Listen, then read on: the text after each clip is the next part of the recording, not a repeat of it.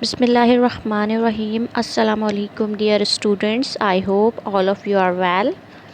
Today is our lecture number 9.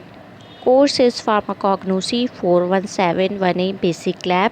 I am your course instructor Dr. Asmanur. Today we will talk about the bark, which is an important part of the tree. इससे पहले previous lecture में मैंने आपको introduction provide किया था plant के different part का, like seeds का इंट्रोडक्शन प्रोवाइड कर चुकी हूँ मैं आपको, लीव्स का इंट्रोडक्शन, फ्लावर एंड फ्रूट्स का, और आपने लैब में परफॉर्मेंस भी की है, ऑर्गेनोलेप्टिक फीचर्स नोट किए थे इन ड्रग्स के। आज मैं जिस प्लांट पार्ट का इंट्रोडक्शन प्रोवाइड करने जा रही हूँ वो है bark. Definition: What is bark? Bark are the outermost layer of stem and roots of woody plant. It is composed of cuticle or epidermis. The outer bark, cortex, and the inner bark or fiber bark refers to all the tissues outside of the vascular cambium. Bark क्या होती है? Woody plant का जो stem और root होता है उसकी जो आउटर मोस्ट लेयर होती है उसे हम कहते हैं बार्क, और ये कंपोज होती है क्यूटिकल। क्यूटिकल एक प्रोटेक्टिव फिल्म कवरिंग होती है, ये प्रोटेक्टिव फिल्म होती है जो कि कवर कर रही होती है लीव्स, शूट और प्लांट के जो दूसरे एरियल पार्ट हैं उनको कवर कर रही होती है या उनको प्रोटेक्शन प्रोवाइड कर रही होती है। क्यूटिकल कंपोज होती है या कंसिस्ट करती है लिपिड्स और हाइड्रोकार्बन पॉलीमर्स पर। तो हमारे पास जो बार्क हो गई, इस वुडी प्लांट का जो स्टेम है और रूट है उसकी आउटर मोस्ट लेयर को हम बार्क कहते हैं, और ये क्यूटिकल पर मुश्तमिल होती है या कंसिस्ट करती है। The outer bark and the inner bark और fibre bark refers to all the tissues outside of the vascular cambium. Bark की हमारे पास दो लेयर्स होती हैं, एक आउटर बार्क होती है और एक इनर बार्क होती है। आउटर और इनर बार्क क्या होती है? बेसिकली वेस्कुलर कैम्बियम की आउटसाइड की तरफ जितने भी टिश्यूज़ होते हैं वो आउटर बार्क और इनर बार्क के टिश्यू होते हैं। Bark is the first line of defence against threats and act to protect the internal biological system, a combination of living and dead cell that are interconnected. Bark क्या है? Bark first line of defence provide कर रही होती है against any threat tree को, और एक तरह से ये प्रोटेक्ट कर रही होती है ट्री के इंटरनल बायोलॉजिकल सिस्टम को।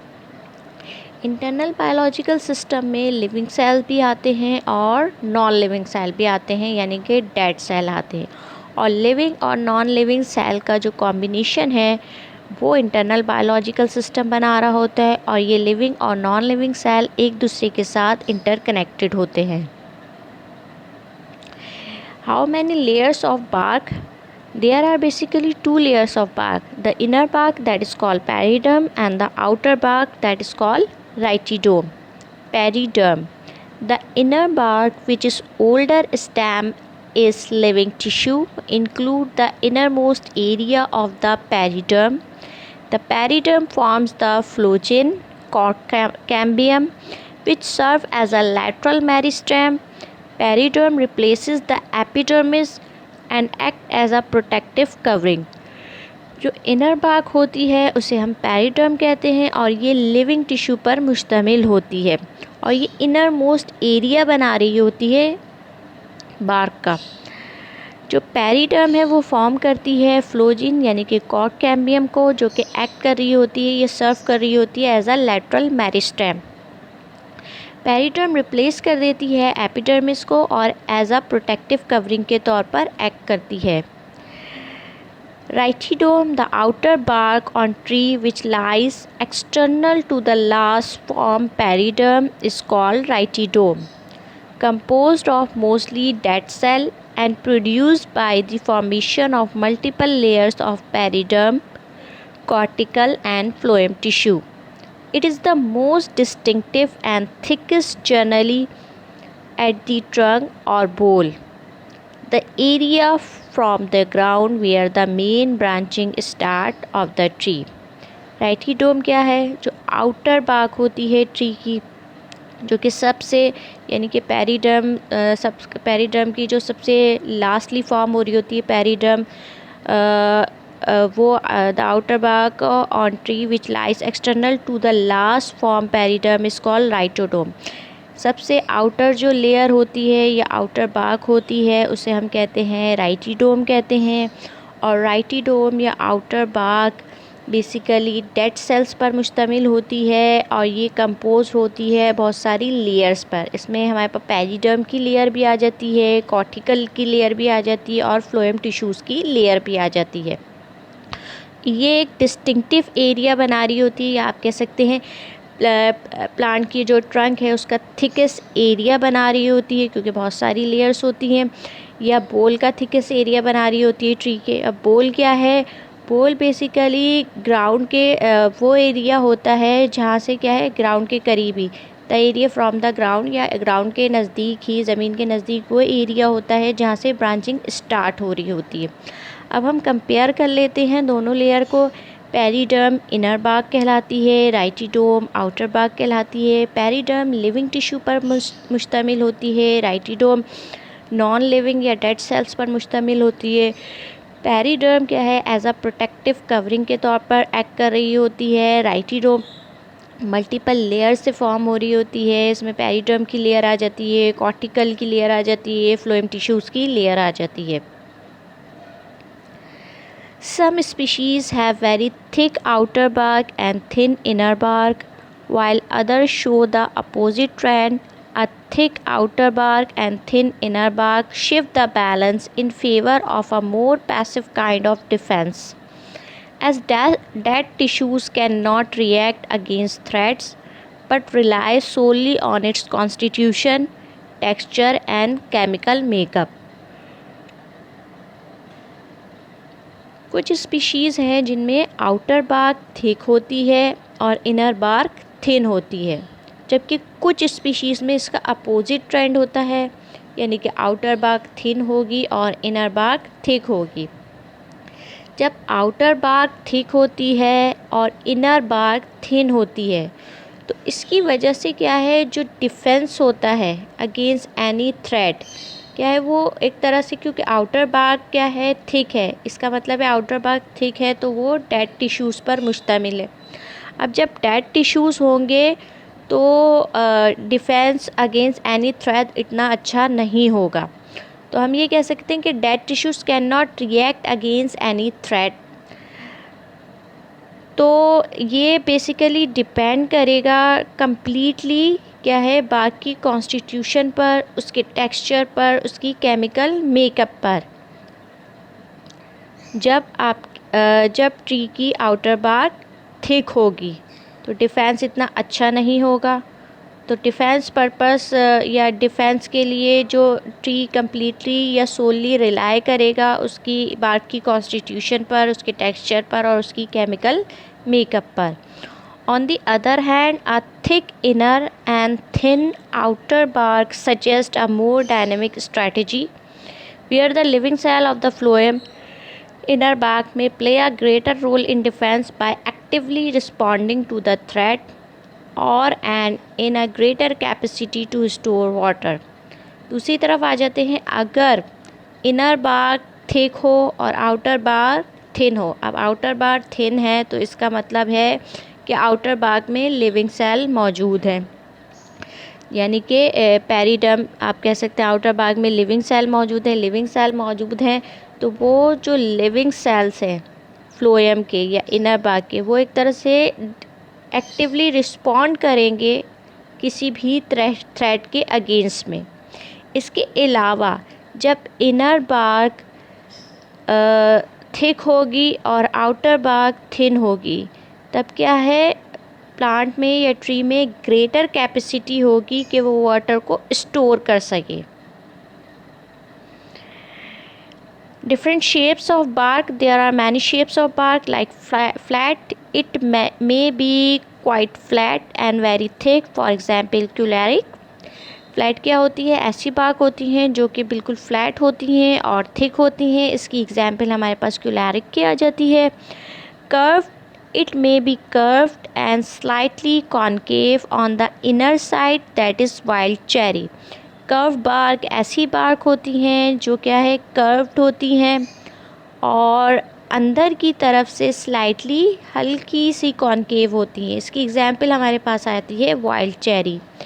Recovered bark when the concave side is outer one, for example pomegranate. Recurved bark ऐसी बार्क होती हैं जिनमें क्या होता है, जो आउटर साइड होता है वो कॉन्केव होता है। इसकी एग्जाम्पल में हमारे पास पोमीग्रेनेट ट्री की बार्क आ जाती है। Channelled bark, it may be deeply concave on inner side, for example cassia fistula. Channel bark ऐसी बार्क होती हैं जो कि क्या है, डीपली कॉन्केव होती हैं अंदर की तरफ से। इसकी एग्जाम्पल क्या है, cassia fistula bark. Single coil bark, it may be deeply concave on the inner side that the edges of the bark nearly overlap, for example cinchona bark. Single coil bark ऐसी bark होती हैं जिनमें क्या है, inner side deeply बहुत ज़्यादा concave होता है और जो बार्क के एजेस होते हैं वो एक दूसरे के ऊपर ओवरलैप किए होते हैं। इसकी एग्जाम्पल है cinchona bark. Double coil when the both edges are separately inrolled. Double coil bark ऐसी बार्क होती हैं जिनमें जो एजेस होता है बार्क के जो एजेस होते हैं वो रोल्ड हुए होते हैं अलहदा अलहदा। कंपाउंड कोइल व्हेन सिंगल और double coil are packed inside one and other, for example cinnamon. Compound coil bark ऐसी बार्क होती है जिनमें सिंगल और डबल कोइल क्या है, पैक्ड हुए होते हैं एक दूसरे के साथ। इसकी एग्जाम्पल हमारे पास आती है सिनेमन बार्क। इस स्लाइड में आप डिफरेंट शेप्स देख सकते हैं बार्क के। एक में आपको कट सेक्शन भी नज़र आ रहा है, थिकनेस भी थोड़ी सी वाज़ेह है। इसके अलावा कॉन्केव आपको यानी कि इनर साइड से कॉन्केव नज़र आ रही है बार्क। फॉर्मेशन ऑफ बार्क की फॉर्मेशन किस तरह होती है। The general process by which bark is formed involve an intense pressure coming from xylem wood being built to the interior of the cambium layer cell dividing zone. This pressure causes both the cambium and phloem to be pushed outward. General process बाकी formation का क्या है, जो xylem tissue होते हैं या would होता है, जाइलम की तरफ से एक इंटेंस प्रेशर बिल्डअप हो रहा होता है और ये प्रेशर कहाँ पे जा रहा होता है, कैम्बियम लेयर या सेल डिवाइडिंग जोन की तरफ। ये जो प्रेशर है ये क्या करता है, ये बेसिकली कैम्बियम और फ्लोएम के जो सेल्स हैं उनको आउटवर्ड की तरफ पुश कर रहा होता है। कैम्बियम क्या होती है, कैम्बियम इन प्लांट क्या है, टिश्यू लेयर है जो कि प्रोवाइड कर रही होती है partially undifferentiated cells for plant growth के लिए क्या है, अनडिफरेंशिएटेड सेल्स प्रोवाइड कर रही होती है। और कैम्बियम बेसिकली फाउंड होती है, कहाँ पे पाई जाती है, जाइलम और फ्लोएम के दरमियान में ये मौजूद होती है। कैम्बियम की जो रॉज होती हैं या it form parallel rows of cells, इसकी जो सेल की रॉस होती हैं वो पैरेलल होती हैं विच रिज़ल्ट इन सेकेंडरी टिश्यू, जिसके नतीजे में सेकेंडरी टिश्यूज़ फॉर्म होते हैं। तो अब बार्क की फॉर्मेशन की तरफ आ जाते हैं। बार्क की फॉर्मेशन किस तरह होती है, जाइलम टिश्यू से एक प्रेशर डेवलप हो रहा होता है और ये प्रेशर क्या कर रहा होता है, ये प्रेशर बेसिकली कैम्बियम और फ्लोएम पर पड़ रहा होता है और इन कैम्बियम और फ्लोएम टिश्यूज़ को या सेल्स को क्या है, आउटवर्ड की तरफ पुश कर रहा होता है। To avoid complete rupture of the entire tree stem, growth must occur on the periphery of the plant in parallel sequence to the xylem. Tree का जो स्टेम है उसकी कंप्लीट रप्चर को अवॉइड करने के लिए क्या है, ग्रोथ जो होनी चाहिए, यानी कि प्लांट में जो ग्रोथ होनी चाहिए वो पेरिफेरल रीजन की तरफ होनी चाहिए in parallel to the xylem cell. Selective pressure exerted on bark from the environment determine its appearance, its overall thickness, and the thickness ratio between outer and inner bark. Bark पे क्या है, एक तरह से इन्वायरमेंटल प्रेशर भी exert हो रहा होता है, तो ये इन्वायरमेंटल प्रेशर डिटरमिन करता है कि बार्क की अपीयरेंस कैसी होगी, उसकी ओवरऑल थिकनेस कैसी होगी, और जो थिकनेस यानी कि आउटर और इनर बार्क का जो थिकनेस रेशो है वो क्या होगा। तो ये तमाम चीज़ें कौन डिटरमिन कर रहा होता है, ये तमाम चीज़ें इन्वायरमेंट से जो प्रेशर एक्सर्ट हो रहा होता है बार्क पर वो डिटरमिन करता है। Organoleptic evaluation of Cinnamomum zeylanicum. Cinnamomum zeylanicum plant की डिस्क्रिप्शन मैं इससे पहले जो लेक्चर्स दिए थे उनमें दे चुकी हूँ। यहाँ पे जस्ट मैं आपसे फार्माकोग्नोस्टिक फीचर्स डिस्कस कर रही हूँ। Scientific name Cinnamomum zeylanicum, family Lauraceae, English name cinnamon bark, local name दारचीनी कहते हैं हम इसे। प्लांट पार्ट जो कि हम ऑर्गेनोलेप्टिक एवेलुएशन के लिए लैब में यूज़ करेंगे, बार्क यूज़ करेंगे। बार्क के कॉन्स्टिट्यूएंट इसमें क्या क्या मौजूद होते हैं, केमिकल कॉन्स्टिट्यूएंट, वोलेटाइल ऑयल है जो कि 1 to 2% मौजूद है, eugenol 4 to 10%, terpene oil, cinnamic aldehyde 60 to 75%, pinene, phellandrene, caryophyllene, mucilage, phlobatannins. Phellandrene क्या है, ये पेयर्स ऑफ ऑर्गेनिक कंपाउंड हैं जिनका स्ट्रक्चर सिमिलर होता है और इनकी केमिकल प्रॉपर्टीज़ भी सिमिलर होती है। दो तरह के हमारे पास फ्लैंड्रीन होते हैं, अल्फ़ा फ्लैंड्रीन एंड बीटा फ्लैंड्रीन, और ये साइक्लिक मोनोटर्पीन होते हैं जिनमें क्या है, जो कि डबल बॉन्ड आइसोमर्स होते हैं। अगर हम क्रायोफाइलिन की बात करें तो क्रायोफाइलिन बेसिकली बाइसाइक्लिक सेस्क्यूटर्पीन है और ये क्या है, कॉन्स्टिट्यूएंट होता है most of the essential oils का। एक्शन एंड यूजेस बार्क के क्या क्या हैं, या दारचीनी के एक्शन एंड यूजेस की तरफ आ जाते हैं। कफ के लिए इसका इस्तेमाल होता है, फ्लैटुलेंस, डिस्पेप्सिया, माइल्ड एस्ट्रिंजेंट है, ये स्पाज्मोलाइटिक प्रॉपर्टीज़ इसमें मौजूद हैं, डायफ्रेटिक है, डिस्पेप्सिया में इसका इस्तेमाल होता है। ये तमाम टर्म्स मैं पहले आपको प्रीवियस लेक्चर में इसकी डिस्क्रिप्शन दे चुकी हूँ। Function of the bark, bark के फंक्शन की तरफ आ जाते हैं। बार्क क्या है, बहुत ही एक इम्पॉर्टेंट पार्ट है और इम्पॉर्टेंट फंक्शन भी एक तरह से यह रोल प्ले करता है। The key function of the bark include protection of the plant stem both through physical and chemical nature of the rhytidome and the responsive activity of the parenchyma living cell located in the inner bark. Number 2 is aeration. When lenticle or pores commonly seen on the bark of a birch and cherry trees as horizontal protrusion with slit-like opening in which gases can permeate through and from the stem. Water storage, where the bark act as an important source for both daily and seasonal plant transport in the xylem. Photosynthesis, as evidenced by the green bark of many tree species which have the capacity to make their own food locally. Bark provide a mechanical stiffness, helping the tree to counteract bending forces from external stimuli such as wind and snow. जो की function है, सबसे पहला function क्या है, bark protection provide कर रही होती है प्लांट के स्टेम को।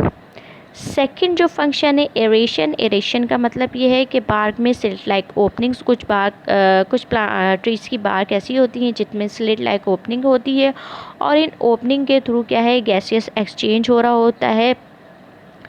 Number 4th function is number 3 is water storage, जो कि बार्क का एक इम्पॉर्टेंट फंक्शन है। बार्क में ये कैपेसिटी होती है कि वो वाटर को क्या है, स्टोर करती है।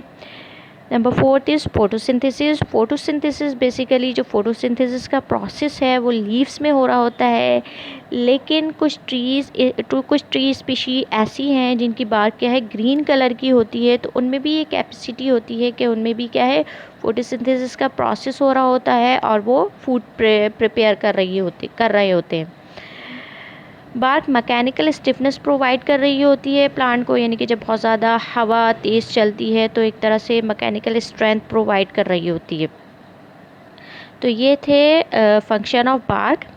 इसके अलावा एक चीज़ और इम्पॉर्टेंट है कि बार्क की मैनेजमेंट बहुत इम्पॉर्टेंट है, सिर्फ इसलिए नहीं कि बार्क से हमें बहुत सारे रॉ मटेरियल मिलते हैं, लाइक हम बार्क से हमें फाइबर, डाई और मेडिसिन मिलती है, बल्कि इसलिए भी इम्पॉर्टेंट है कि बार्क क्या है बहुत सारी प्रोटेक्ट कर रही होती है ट्री को, उसके इंटरनल बायोलॉजिकल सिस्टम को प्रोटेक्ट कर रही होती है। It is all about the bark. Thank you.